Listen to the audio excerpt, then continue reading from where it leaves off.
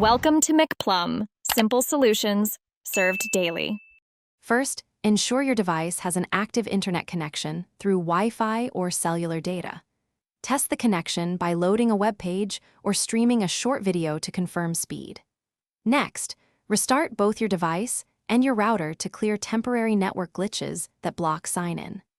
Finally, open settings and confirm date and time are correct or set to automatic to avoid authentication errors with the App Store. Open a browser and sign in to Apple. Com to verify your Apple ID and password are valid.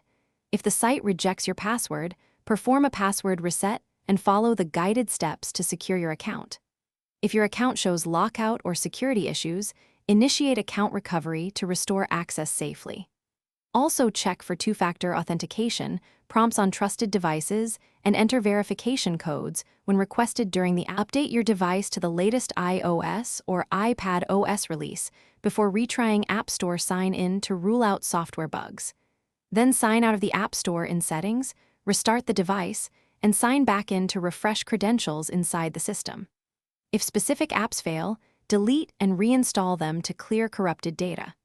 Collect any error codes and device model information, and contact Apple support for escalation if problems persist after these troubleshooting steps.